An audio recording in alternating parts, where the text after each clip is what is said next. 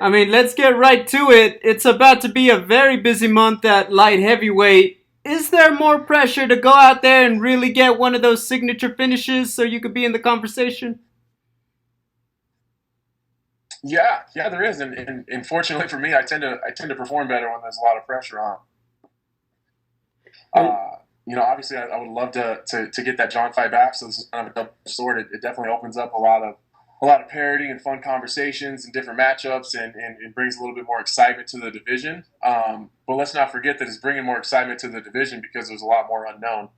Jon Jones kind of was the staple in the division, and people just assumed he was always going to win. So unfortunately, it gets more exciting when nobody knows really who's going to win. for sure, I understand that. I want to shift gears. On top of fighting and working as an analyst, I know that you're kicking off your new podcast with Laura Sanko. Can you just talk about what it's like to have that platform and work on a program like that with a mind like her? It's been amazing, man. We kind of got backed up a little bit just with her busy schedule and then me taking this fight. So we're gonna be firing that back up as soon as I'm done here. But it's been fun. I've known Laura for a long time. We kind of came up in the same scene together. A lot of the fans and stuff that don't know, but Laura was quite the fighter herself in her fighting days. So we're both Midwest fighters. We grew up a couple hours from each other. And she's got an incredible mind for the sport. She's really really good at what she does. She's a great reporter, but she's also a good host. She directs the conversation really well and keeps me on track. The habit of rambling and bouncing from topic to topic, so she does a good job of keeping a leash on me and keeping me focused. Um, and yeah, it's along with being an analyst and fighting it's going to be kind of cool to kind of build my own baby, all by myself, and then just her and I building something that's just ours. And it's fun. There's less direction. We can kind of take it where we want. If there's not a lot of fight stuff to talk about, we can ramble about mom and dad life and families and just funny stuff that I think that a lot of people want to get a perspective on that we don't typically get to give. Working as analysts or reporters, like sometimes people are just curious what we do day to day. So I think it'll be a lot of fun. Looking forward to hearing even more coming soon. To get back to the division, Alexander Rakic, a tough guy. A lot of people feel like he should still be on his win streak. What does he bring that makes him so dangerous? He's got a couple things that make him pretty dangerous. I think for me, the thing that makes him most dangerous are his intangibles. He really believes in himself. He's confident. He's got a chip on his shoulder. He believes in his power, and he really believes that he's the future of the division. Now, whether that's true or not, I mean, we'll find out on Saturday. But um, the fact that he believes it makes him dangerous. You couple all that stuff with his incredible knockout power, his ability to close distance with his kicks. He can fight from both stances. He's an incredible athlete. He's well conditioned. He's not completely a fish out of the water on the ground. So he brings a lot of interesting stuff to the table. Finally, talking about the title picture, I think a lot of people see it as the upcoming fight, Santos versus Glover. Probably that one gets the next top content, the next shot at the title. For yourself, do you see yourself fighting another one of these guys before getting back to the belt if you win on Saturday? It's a possibility. It's a possibility. I would think it's going to take me no more than two, uh, Rakic and one more. Um, but if Glover and Tiago get into a snooze fest, or the winner gets injured, or something like that, it really depends on who wins that fight. If Glover wins that fight, if I'm being very honest with you guys, I will sit down, shut up, and wait my turn, and go do what I got to do to get my title shot. You won't hear a lot from me arguing about getting a shot over Glover, not just because he just beat me, but just he's done enough. He's done enough. So I'll keep my loud mouth shut. If it's Thiago, then there's a small argument there. I would have more wins than he had since his title fight. He would also argue that he won that fight. I have the more high profile win that's also a finish, would be over Alexander Gustafsson. But I also had the hiccup with the Glover fight. But Who knows? Who knows? If it's Thiago, there's a somewhat of an argument there. If it's Glover, I'll sit down and shut up. Appreciate it, Anthony. Good luck. Thank you. And we'll take our next set of questions from Augusto Niez-Gay with Somos MMA. Hi, Anthony. How are you? I'm good. My first question is, this will be your second fight during the pandemic, but the first one in the Apex. What do you think about the smaller Octagon? Is something that you take into account when you make your fight plan? No, not at all. I know for a lot of guys that the smaller cage does make a difference, and I can absolutely see how that's the case. But I've actually fought in smaller cages than the one that's in the Apex before. So I think a smaller cage benefits me anyways. I'm kind of the in your face, walk you down, get dirty type of fighter. So the shorter the distance I got to go, the better for me. He's the one that wants to stay long and fight from the outside and be rangy. And so if there is a benefit or a disadvantage in the smaller cage, I definitely will benefit. And Anthony, which aspects do you consider are going to be the key for winning? Without getting too much into my game plan, it's just being technically sound and not losing my temper. That's sometimes what gets me into trouble a little bit. I get a little bit angry, and it's about the only aspect of my life that I do lose my temper. It's all anyone can do to even get me frustrated in regular day-to-day life. I'm just usually a pretty happy-go-lucky guy, but for whatever reason, I have kind of a hair trigger when it comes to controlling my temper in the octagon. So I just got to stay technical and stay focused. I think with a guy like Alexander Rakic being so dangerous, it makes it a lot easier to stay focused the whole time because you can't make any mistakes with a guy like that. So that's really what it comes down to. Just just being myself and being technical and just not making any mistakes and staying focused for 15 minutes. And is there anything that you need to be careful of? Yeah, I probably shouldn't let him knock me out.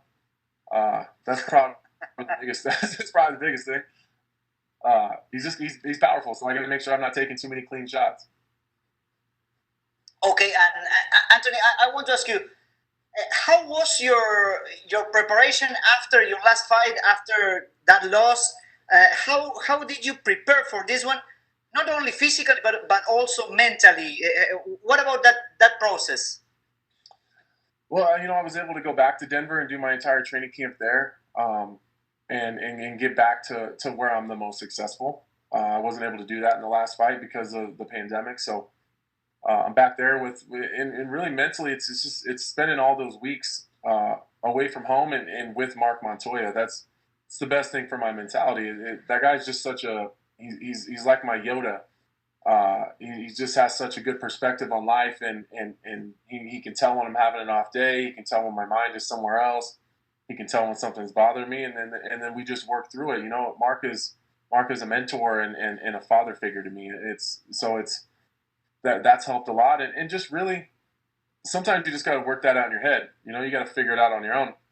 So I'm mentally, emotionally, and physically in a better spot than I've been in a really long time. I'm well rested. I'm healthy. I'm really happy. Life is going well. My family's safe. My family's healthy. My kids are funny. My wife is doing her thing. Everybody's in a good place, and that's not something I can necessarily say going into the last fight. Great to hear that. And talking about the division, were you surprised when you heard that Jon Jones was vacating the title? Yeah, I was.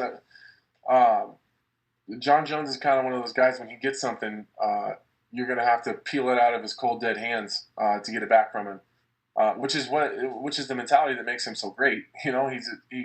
Once he's got something, it's his, and you're gonna have to take it from him. So that was a cool look into where Jon Jones is at personally, where he was willing to make the type of decision that doesn't necessarily benefit him that much, and it does benefit a lot of other people. I'm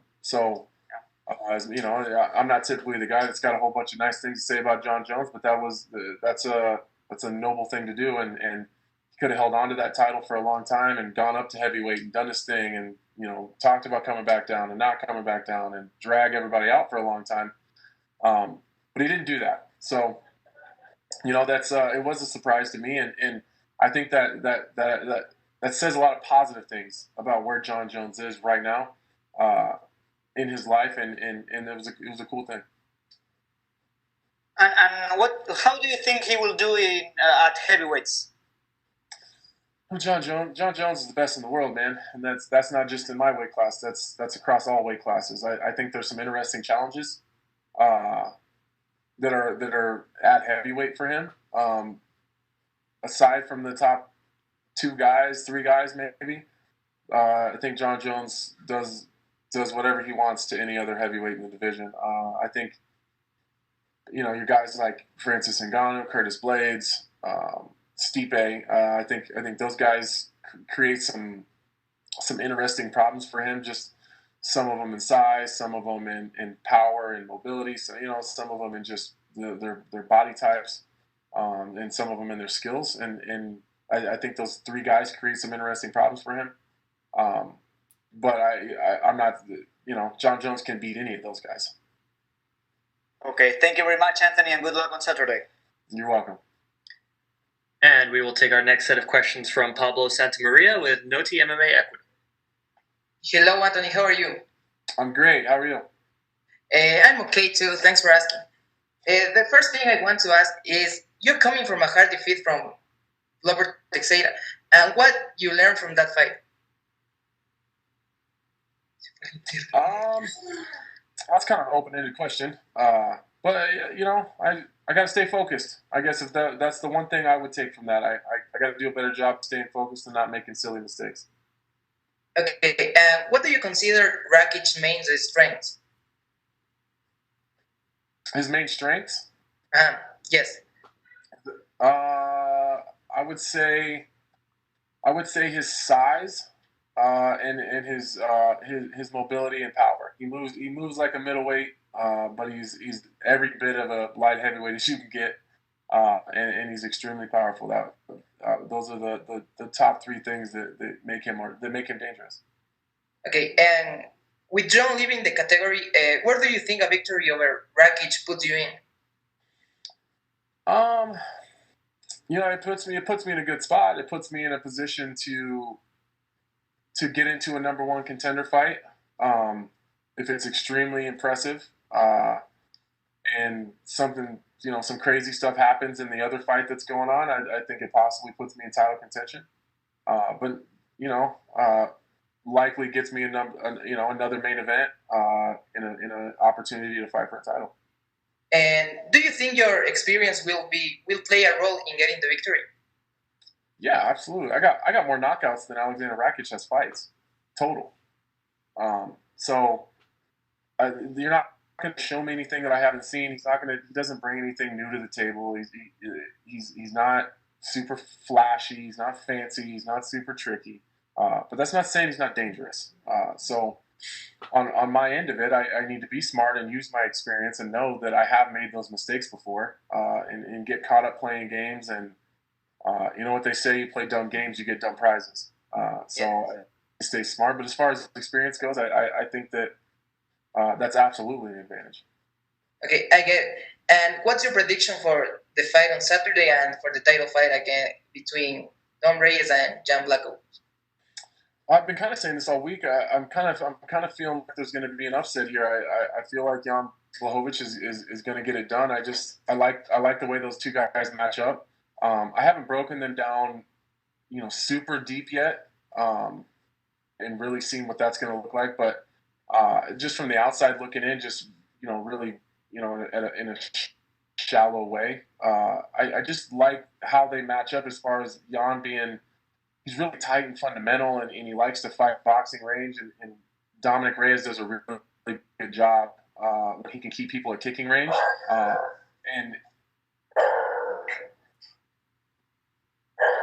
other than the Weidman knockout, it does seem like Reyes doesn't do that well fighting backing up. So Blachowicz is absolutely going to make him back up. That's just his style. He's better on the ground, I think, and I think he's a better wrestler. As far as the prediction for my fight, was that the question? Yes. That also I don't know.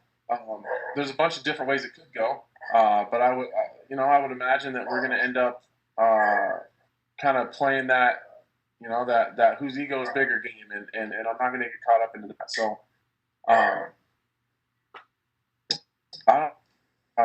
see myself winning a couple different ways. I just don't know which way it's going to be.